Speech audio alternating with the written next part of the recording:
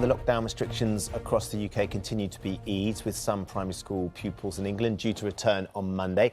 Dentists are set to reopen from the 8th of June. Good news for my mum, aka Wurzel Gummidge.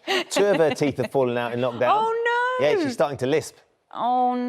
Well, it is particularly difficult for dentists, isn't it? Because they're literally over your mouth. So she'll be thrilled to know that they're opening. Dr. Mark Porter is with us. I mean, Mark, I'm teasing my mum a little bit, although a lot of her friends took great pleasure in telling her that she looked like Wurzel Gummidge, according to her son. Friends like that. But, of course, it's important, isn't it, that these services, because, admittedly, my mum's teeth have fallen out and they're not painful, but there will be people that are desperate for some sort of service. Well, as we've talked about earlier on this week, it's a huge problem. And just because dentists can open doesn't mean they're going to be able to very easily. Now, I'm no dentist, but I've had a lot of dental colleagues bending my ear, and they're really struggling. The procedures they do, like drilling and looking in people's mouths, are very high risk. They're going to need to slow down, use PPE, have gaps between patients. They might only be able to get through a quarter of their normal workload. They're struggling to get PPE in many cases. So, although they're allowed to open next week, I really don't see a normal service resuming for a long time. So your mum may be in a long queue of people. I know a lot of people are desperate to get their teeth sorted, but it might be some time yet, I'm afraid. And we were just talking to the First Minister of Wales there, Scotland and in England. Everywhere is sort of having slightly different easing up from Monday, but in general, being able to meet some people from another household, either in your garden or out in a park. But it's really fascinating to read this morning that there is a study done that says that more than 2/3 of people who tested positive for coronavirus actually had no symptoms. So that's the majority of people could be spreading it without feeling unwell in any way. And that, as we come out of lockdown or as we're easing it, we've got to remember that, haven't we? And I find that is quite shocking, really, because I feel fine, but who knows? It's worrying, and there's been a lot of talk of battle terminology, that this is a fight against an enemy. I prefer to think of it as a fire, a wildfire across the whole UK, in fact, much of the world. We dampen down the flames, so there are hot embers everywhere.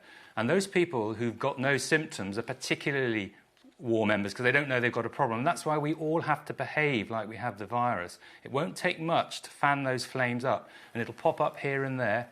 And that's why, and I thought your earlier guest talked about this being permission for us to relax the social distancing and that we can start to meet up and things. But it's not an invitation. They're not actively encouraging you to do it. I'm desperate to do it. Yeah. But we really still need to try and keep things to a minimum. Don't fan those flames. We got lots of questions for you, Mark. This is one that you can confirm for Rebecca. The new rules. Is it my household plus 6 others I can see, or just 6 in total? This is in England, yeah. Isn't it? Yeah. I'm in a family of 5. So we're really confused as to who I can see. Is it just one other person she can see? Well, in theory, my understanding of the rules is that it's 6 people from 2 households. So, 4 from one or 2 from the other or whatever, but it's 6 people in total. It's obviously different if you're living in Scotland and there's no limit. It's 8 in Scotland and there's no limit, as we just heard, in Wales. So that's my understanding, is that you're only allowed 1 guest.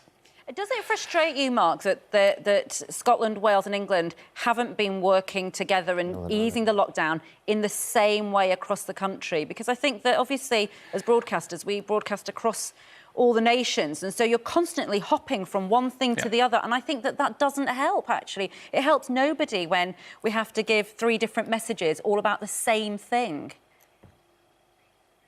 It's the same within the NHS as well. The rules change for prescriptions and all sorts of different things, and it is frustrating.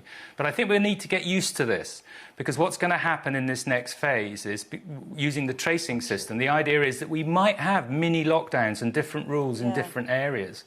And people will have to get used to that as we try and squish these fires that are popping up everywhere. But yeah, I mean, if you live on the border particularly, it's very confusing. It's just confusing for everybody, and the message needs to be crystal clear, and it would be much easier if we had the same message for the whole UK. Ben and I were just talking earlier, and I said, we were asking whether, in terms of households or numbers, could you meet a different household every single day. So you could meet essentially 5 different of your friends' households. Or more than one over the week. As long as there's no more than 6 of you at any one time. In England. You could meet. Can you rotate essentially around your entire social circle as long as there's only 6 of you at any one time? Technically, if you want to be within the regulations, yes, but this is about being within the spirit of the rules, and that would really defeat the object if you said, right, you know, I'm going to see that household at 11, that one at 1.